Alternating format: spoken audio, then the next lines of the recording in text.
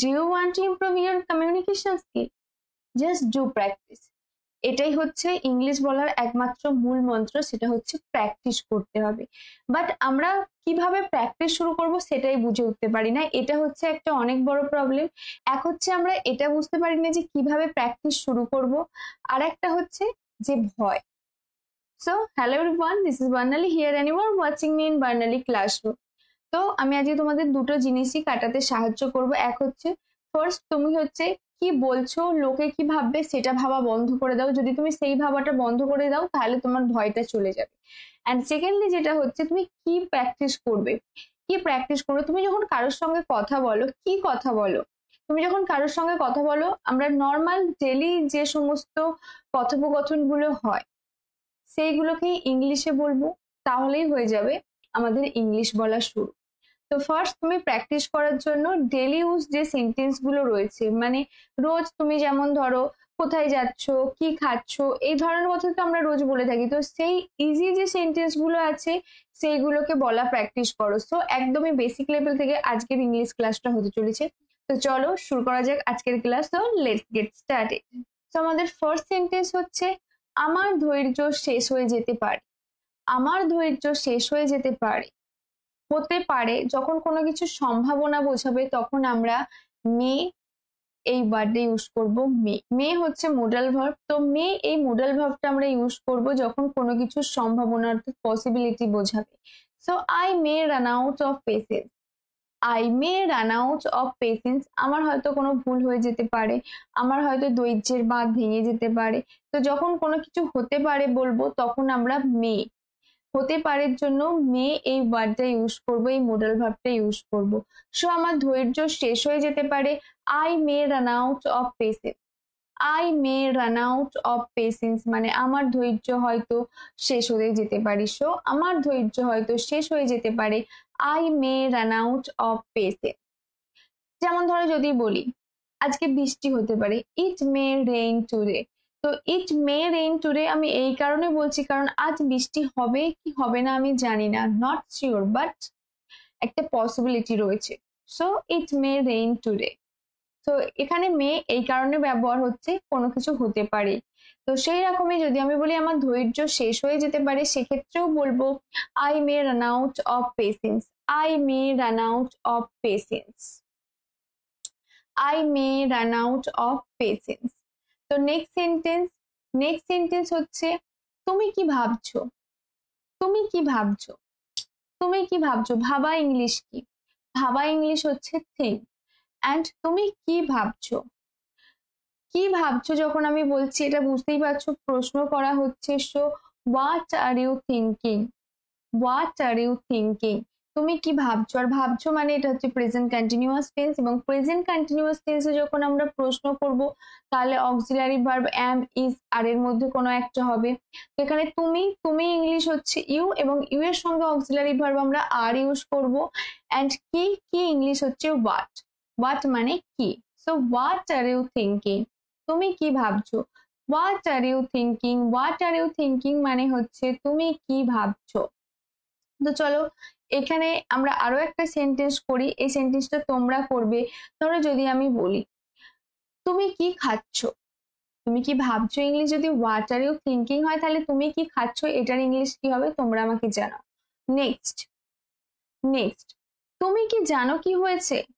তুমি কি জানো কি হয়েছে। সো তুমি কি জানো কি হয়েছে, এখানে দুখানা সেন্টেন্স রয়েছে। ফার্স্ট হচ্ছে তুমি কি জানো, এন্ড নেক্সট হচ্ছে কি হয়েছে। সো তুমি কি জানো, do you know, do you know, কি হয়েছে, what happened, what happened, do you know what happened, তুমি কি জানো কি হয়েছে। So do you know what happened, তুমি কি জানো কি হয়েছে, হোয়াট হ্যাপেন্ড মানে কি হয়েছে, এন্ড তুমি কি জানো do you know. So do you know what happened. দুটো সেন্টেন্স দেখো যোগ করে দিলাম, দুটো সেন্টেন্স যোগ করে দিয়ে একটা বড় সেন্টেন্স হয়ে গেল। তাই যখন বড় সেন্টেন্স থাকবে এরকম ভাবার কোনো কারণ নেই যে না আমি করতে পারবো না। তুমি ফার্স্টে সেটাকে ভেঙে করার চেষ্টা করো এবং দুটো সেন্টেন্সকে অ্যাড করে দাও, দেখবে একটা বড় সেন্টেন্স হয়ে গেছে। So do you know what happened, তুমি কি জানো কি হয়েছে। নেক্সট, অনুগ্রহ করে কিছুক্ষণ অপেক্ষা করো। তো কিছুক্ষণ ইংলিশ কি, এটা আমি এর আগে একটা ভিডিও করেছি, সেই ভিডিওয় জানিয়েছি কিছুক্ষণ ইংলিশ কি। তো সেটা তোমরা যারা দেখেছো তারা আমাকে জানাও আমার কমেন্ট সেকশনে কিছুক্ষণ ইংলিশ কি। তবে আমি সেন্টেন্সটা ইংলিশ কি হবে সেটা বলে দিই। তো অনুগ্রহ করে কিছুক্ষণ অপেক্ষা করো। Please wait for a while. Please wait for a while. Wait for a while মানে হচ্ছে কিছুক্ষণ অপেক্ষা করা। So please wait for a while, অনুগ্রহ করে কিছুক্ষণ অপেক্ষা করো বা দয়া করে কিছুক্ষণ অপেক্ষা করো। So please wait for a while. Next sentence, এটি আর একটি চমক থাকবে না। তো এটি আর একটি চমক থাকবে না, এটার মানে হচ্ছে এটা তোমার কাছে সারপ্রাইজ থাকবে না। তো চমক ইংলিশ হচ্ছে surprise. So it won't remain a surprise. It won't remain a surprise. Remain মানে হচ্ছে থাকা, আর এটা থাকবে না। So it won't remain a surprise.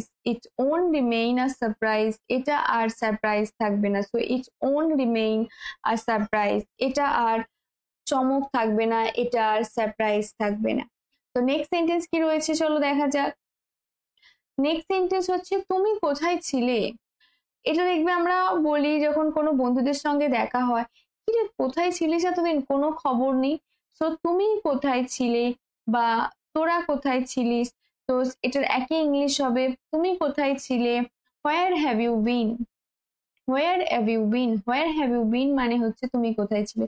হোয়ার মানে হচ্ছে কোথায়, অ্যান্ড ছিলে have you been. So where have you been. Where have you been এর মানে হচ্ছে তুমি কোথায় ছিলে বা তোরা কোথায় ছিলিস বা তোমরা কোথায় ছিলে। So where have you been. Next sentence, next sentence হচ্ছে আমি এটা বিশ্বাস করতে পারছি না। আমি সত্যি এটা বিশ্বাস করতে পারছি না যে তোমরা এই সেন্টেন্সটা করতে পারবে না। তো আমি জানি তোমরা এই সেন্টেন্সটা করতে পারবে। তো তোমরা যারা এই সেন্টেন্সটা করতে এবেল তারা just do comment in my comment section. So আমি এটা বিশ্বাস করতে পারছি না, এটার ইংলিশ কি হবে তোমরা আমায় জানাও। যদি না পারো তাহলে অবশ্যই আমি তোমাদেরকে জানিয়ে দেবো।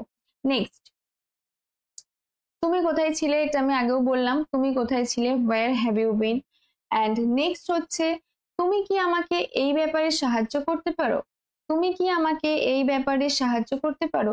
তো এখানেও দেখো দুটো সেন্টেন্স রয়েছে, এক হচ্ছে সাহায্য করতে পারো এই ব্যাপারে, এই ব্যাপারে উইথ দিস বা উইথ দিস ম্যাটার, অ্যান্ড সাহায্য করতে পারো ক্যান ইউ হেল্প মি। এখানে দেখো দুভাবে এটাকে আমরা ভেঙে করতে পারি। যখন অন্য কোনো সেন্টেন্সেও এই ব্যাপারে থাকবে উইথ দিস বা উইথ দিস ম্যাটার, সেক্ষেত্রেও আমরা ব্যবহার করতে পারবো। অ্যান্ড তুমি কি আমাকে সাহায্য করতে পারো, তুমি কি আমাকে সাহায্য করতে পারো পারা ইংলিশ হচ্ছে can. So can you help me with this. তো ক্যান ইউ হেল্প মি মানে তুমি আমাকে সাহায্য করতে পারো, and can you help me with this তুমি কি আমাকে এই ব্যাপারে সাহায্য করতে পারো। So can you help me with this, তুমি কি আমাকে এই ব্যাপারে সাহায্য করতে পারো। নেক্সট, আমি এটি খুব ভালোভাবে জানি। আমি এটি খুব ভালোভাবে জানি।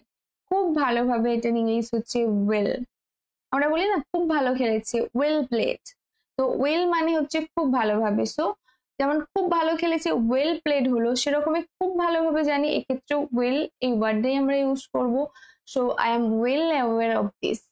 I am well aware of this. Aware মানে হচ্ছে অবগত থাকা বা জানা।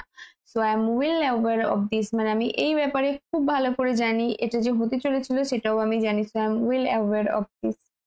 নেক্সট সেন্টেন্স, তুমি কি আমার শর্ত মেনে নিচ্ছ। মেনে নেওয়া ইংলিশ হচ্ছে অ্যাকসেপ্ট করা। So do you accept my terms.